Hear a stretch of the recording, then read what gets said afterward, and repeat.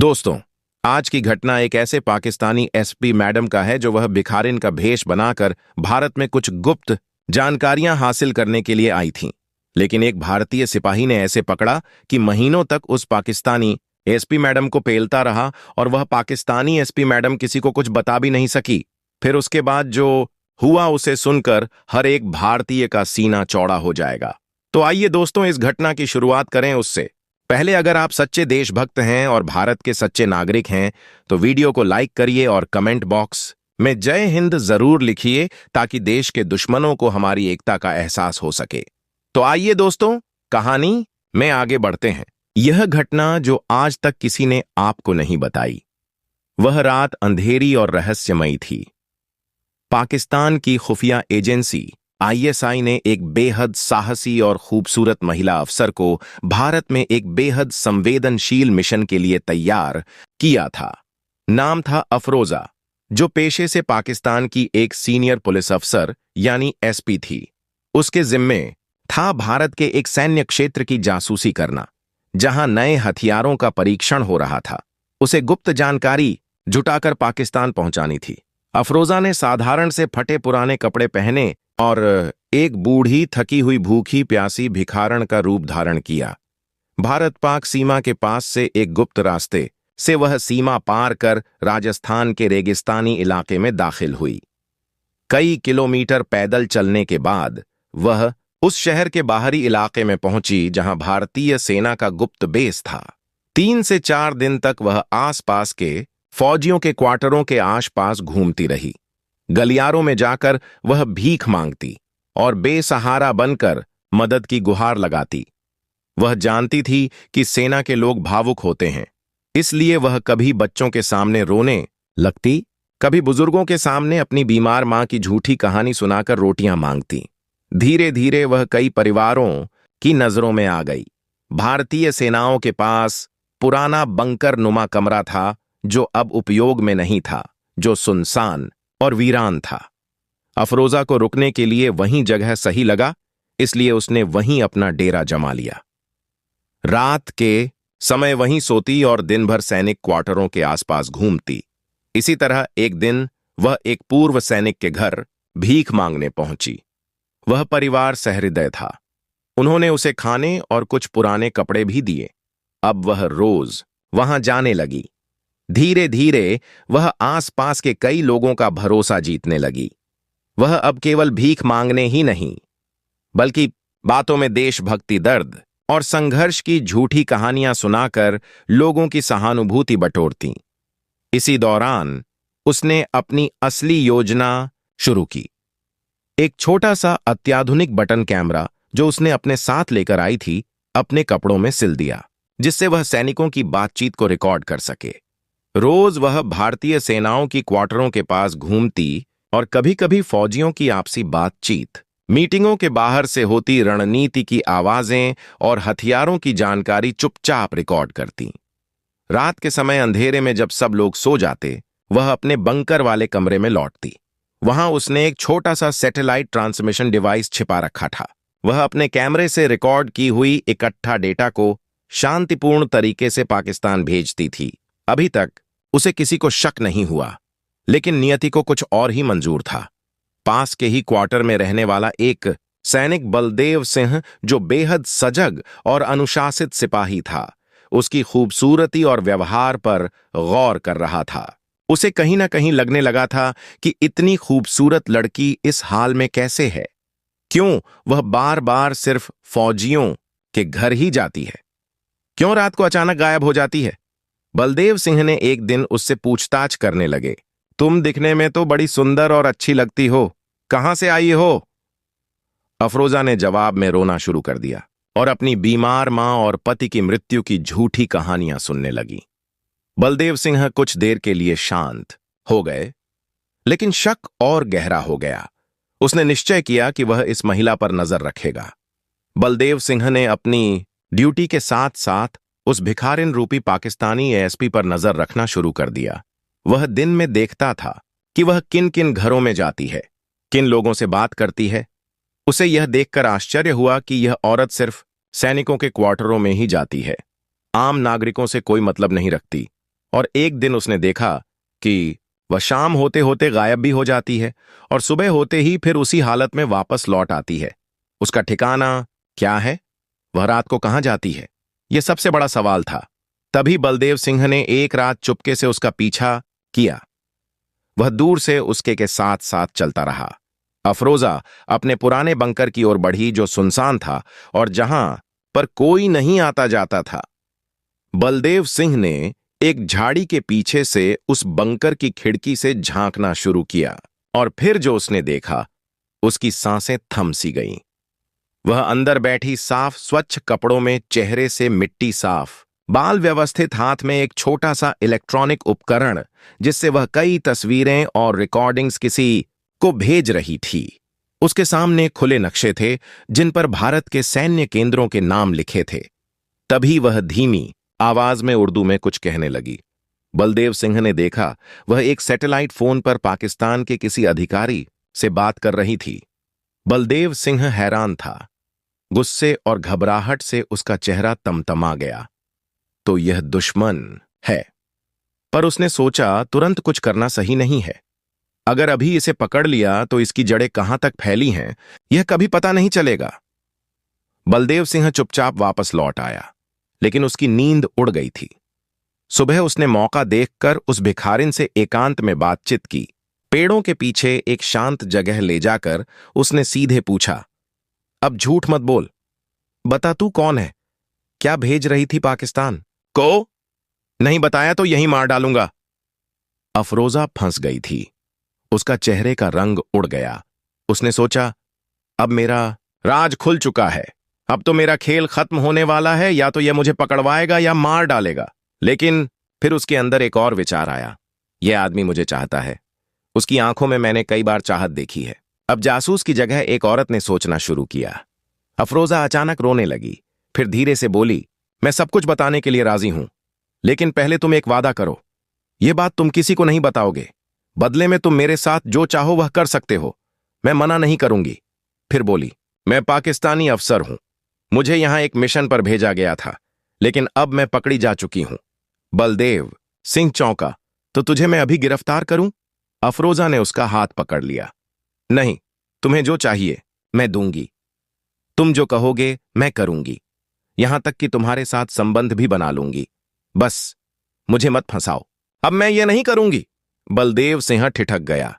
इतनी खूबसूरत औरत उसे सामने ऐसे देख रही थी जैसे पूरी तरह समर्पित हो। उसने सिर्फ कहा, आज शाम को मेरे कमरे में आ जाना, तब सोचूंगा क्या करना है। शाम होते ही अफरोजा ने साफ सुथरे कपड़े पहने, बाल संवार लिए और बलदेव के क्वार्टर में जा पहुंची। उस रात दोनों ने पूरी रात संबंध बनाए। तन का, मन का या बस छल का, यह स्पष्ट नहीं था। अगले दिन से अफरोजा ने अब पाकिस्तान डांटा भेजना बंद कर दिया। उधर बलदेव सिंह ने धीरे धीरे उसके सारे कैमरे डिवाइस चुपचाप हटा लिए। प्यार था, लेकिन देश पहले था। बलदेव सिंह अब एक मानसिक उलझन में जी रहा था। एक ओर अफरोजा थी जो उसके दिल की तहों तक उतर चुकी थी। दूसरी ओर पहले देशभक्ति थी और संदेह जो उसकी आत्मा को कचोट रहे थे। अफरोजा अब पहले की तरह चुप नहीं रहती थी। वह बलदेव सिंह से खुलकर बातें करने लगी थी। वह अपने जीवन की झूठी कहानियां सुनाकर उसका विश्वास जीतने की कोशिश करती और रात को उसके साथ ही सोती थी जैसे कि नई शादी हुई हो। बलदेव सिंह अक्सर सोचता, क्या सच में उसके पीछे कोई मजबूरी है या यह सब नाटक है। शाम को वह दोनों छत पर बैठते, बातें करते, खाना साथ में खाते और फिर एक दूसरे के बाहों में लेट जाते। पाकिस्तानी आईएसआई अधिकारी को जब लगातार अफरोजा द्वारा डांटा नहीं पहुंचता तो पाकिस्तान में बेचैनी बढ़ जाती है और वहां एक विशेष ऑपरेशन की योजना बनाई जाती है। एक ऐसा मिशन जिसमें भारत में छुपे एक अफसर की निष्क्रियता को देखते हुए बल प्रयोग के जरिए ध्यान भटकाया जाए। आईएसआई का एक अफसर कहता है, अफरोजा को भूल जाओ, अब बारी है खून बहाने की। 6 प्रशिक्षित आतंकवादियों को पंजाब की सीमा से भारत में घुसाया जाता है। लक्ष्य था सेना के रिटायर्ड अधिकारियों की एक गुप्त बैठक पर हमला करना। इधर बलदेव सिंह को शक होता है कि कुछ बड़ा होने वाला है। उसके पुराने सैनिक उसे बताते हैं कि सीमा पर हलचल बढ़ी है। वह तुरंत अफरोजा से पूछता है, कुछ छुपा रही हो क्या? तुम्हारा पाकिस्तान अब क्या करने जा रहा है? अफरोजा चुप रहती है। उसकी आंखों में डर होता है, मगर वह कुछ नहीं बोलती। बलदेव सिंह अब सतर्क हो गया था। उसने अफरोजा की ओर गहरी तलाशी ली तो एक छुपा हुआ डिवाइस निकला और एक विशेष कैमरा जो अब भी सक्रिय था। उसने सब रिकॉर्डिंग निकालकर अपने पास रख लिए। उस रात बलदेव और अफरोजा में तीखी बहस हुई। बलदेव सिंह चिल्लाकर पूछता है, सच बताओ, क्या अब भी पाकिस्तान से जुड़ी हो? क्यों नहीं बताया कि हमला होने वाला है? अफरोजा फूट फूट कर रोने लगी। मुझे माफ कर दो बलदेव, मुझे नहीं पता था कि हमला होगा। अब मेरे पास कुछ नहीं बचा। मैं सिर्फ अपने बच्चों के लिए जिंदा रहना चाहती हूं। बलदेव का दिल पिघलता है, मगर उसकी नजरें अब भावनाओं से नहीं, एक सैनिक की तरह सख्ती से देख रही थी। अंततः वह दिन आता है। आतंकवादी हमला करते हैं। लक्ष्य था सूबेदार विक्रम सिंह का घर, जहां सेना के कुछ अफसर गुप्त बैठक कर रहे थे। लेकिन भारतीय सेना और पंजाब पुलिस पहले से सतर्क थी। गोलियों की बौछार, धमाके और चारों ओर अफरा तफरी। बलदेव और उसकी पूरी टीम ने मोर्चा संभाल लिया। एक एक कर सभी आतंकवादी मारे जाते हैं। एक आतंकी के पास से दस्तावेज बरामद होते हैं, जिनमें अफरोजा के हस्ताक्षर और कोड वर्ड्स भी मिलते हैं। अब शक नहीं रहा, अफरोजा का अतीत सामने था। हमले के 2 दिन बाद बलदेव सिंह ने अफरोजा को घर से बाहर बुलाया और कहा, अब तुम पाकिस्तान जा सकती हो क्योंकि तुम्हारी जानकारी हमारे पास पूरी है। तुमने कुछ दिन वफादारी दिखाई, इसलिए तुम पर मुकदमा नहीं चलाया जाएगा, मगर याद रखो, तुम्हारे खिलाफ सबूत हमारे पास हमेशा रहेंगे। अफरोजा ने हाथ जोड़ लिए। वह बोली, मैंने जो किया बहुत गलत किया, पर मैंने दिल से तुमसे मोहब्बत की थी बलदेव। बलदेव मुस्कुराया, लेकिन उसकी आंखें नम थीं। यह मोहब्बत नहीं थी, यह भ्रम था, और मैं अब भ्रम में नहीं जीता। कुछ दिन बाद एक गुप्त डिप्लोमेटिक चैनल के जरिए अफरोजा को पाकिस्तान भेज दिया गया। अफरोजा पाकिस्तान जाकर फिर से आईएसआई से जुड़ती है, लेकिन जब वह बलदेव सिंह को फोन कर धमकाने की कोशिश करती है, तो बलदेव बस इतना कहता है, हम वो लोग हैं जो मोहब्बत में भी वतन नहीं भूलते, और जब दुश्मन मोहब्बत में छल करे तो उसे जवाब देना आता है। 6 महीने बीत चुके थे। बलदेव सिंह अब एक गुप्त मिशन पर था। यह मिशन पाकिस्तान की सीमा में घुसकर एक खतरनाक आतंकी नेटवर्क को ध्वस्त करने से जुड़ा था। लेकिन उसे नहीं पता था कि इस मिशन के भीतर एक और परछाई छिपी है, अफरोजा। आईएसआई ने अफरोजा को दोबारा सक्रिय किया था, मगर अब उसके पास एक और लक्ष्य था, बलदेव सिंह की हत्या। कराची में एक गुप्त मीटिंग के दौरान जनरल महमूद ने कहा, वह जो तुम्हारे दिल में रह गया था उसे खत्म करो और फिर इस खेल से आजाद हो जाओ। अफरोजा ने कोई जवाब नहीं दिया। उसके चेहरे पर अब भाव नहीं, बस एक ठंडी शून्यता थी। बलदेव सिंह अब पाकिस्तान में घुस चुका था, एक नया भेष, एक नई पहचान, और सिर्फ 2 साथियों के साथ। उसे कराची के बाहरी इलाके में एक फैक्ट्री को उड़ाना था, जहां बम बनाने की फैक्ट्री चल रही थी और उसी से हथियार भारत भेजे जा रहे थे। लेकिन जैसे ही वह फैक्ट्री की निगरानी करने पहुंचा, उसे एक जाना पहचाना चेहरा दिखा, अफरोजा, एक ब्लैक बुर्के में। उसका दिल एक क्षण को कांप गया, मगर अगले ही पल वह सैनिक बन गया। उसने अपने साथी को कहा, अब यह मिशन नहीं, न्यूज भी हो गया है। बलदेव सिंह ने फैक्ट्री पर हमला कर दिया। धमाकों की आवाज से पूरा इलाका गूंज उठा।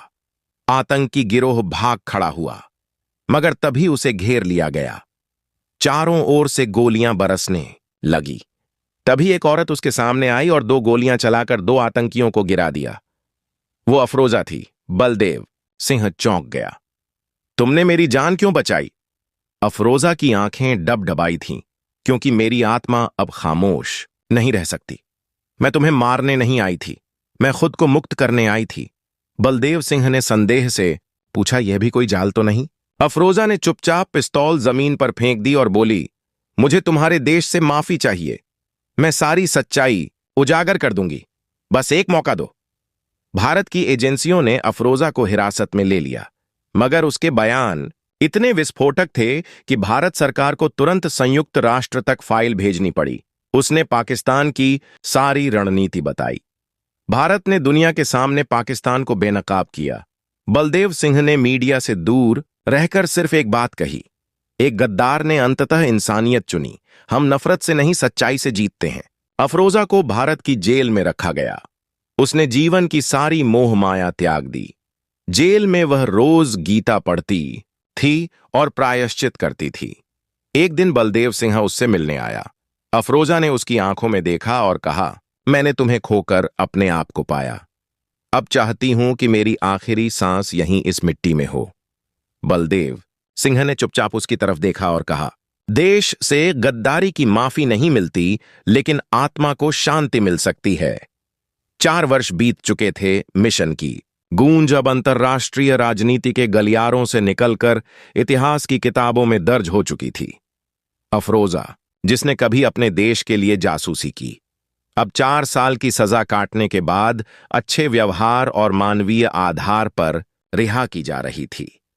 भारत सरकार के लिए यह निर्णय आसान नहीं था, लेकिन संयुक्त राष्ट्र और अंतर्राष्ट्रीय मानवाधिकार संगठनों के दबाव ने यह निर्णय लेने को बाध्य किया। रिहाई के दिन जेल के बाहर कोई नहीं था, सिवाय एक के बलदेव सिंह। अफरोजा चुपचाप उसके सामने खड़ी रही, जैसे कुछ कहना चाहती हो, मगर शब्द गले में अटक गए। बलदेव सिंह ने उसकी ओर देखा और कहा, चलो तुम्हें घर छोड़ देता हूं सरहद के उस पार। उन दोनों के बीच गाड़ी में चुप्पी पसरी रही, वह चुप्पी जो हर शब्द से भारी थी। पठानकोट से अटारी बॉर्डर तक का सफर लंबा था और हर किलोमीटर पर उनकी सांसें एक दूसरे की नजदीकी और दूरी को महसूस कर रही थी। अफरोजा ने धीरे से कहा, मुझे लगा था तुम मुझे देखने भी नहीं आओगे। बलदेव सिंह ने जवाब नहीं दिया। कुछ पल बाद बोला, मैंने तुम्हें सजा दी, अब शायद मोक्ष देना मेरा कर्तव्य है। अफरोजा की आंखें भर आईं, पर उसने उन्हें ढुलकने नहीं दिया। अटारी बॉर्डर सीमा आखिरी लम्हा बलदेव और अफरोजा वाघा बॉर्डर पर खड़े थे। सीमा की उस ओर पाकिस्तानी रेंजर्स थे और इस ओर भारतीय जवान। दोनों देशों के बीच की कंटीली बाढ़ जैसे दिलों के बीच की दूरी को दिखा रही थी। जाते जाते अफरोजा ने बलदेव से पूछा, क्या तुम मुझे माफ कर पाए? बलदेव ने उसकी ओर देखा और कहा, मेरी वर्दी ने तुम्हें सजा दी, पर मेरा दिल शायद तुम्हें कभी छोड़ नहीं पाया। लेकिन अब मैं तुम्हें आजाद करता हूं हर बंधन से। अफरोजा ने सिर झुकाया। आंखों से आंसू की एक बूंद गिरी और वह बाढ़ पार कर गई।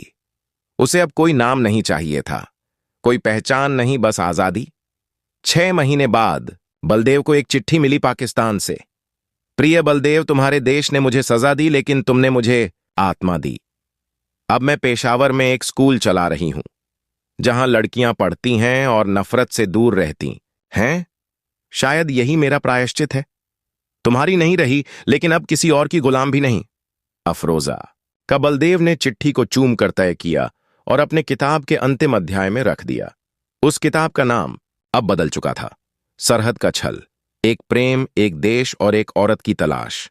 दोस्तों, मिलते हैं अगले वीडियो में एक नई कहानी के साथ। तब तक के लिए धन्यवाद।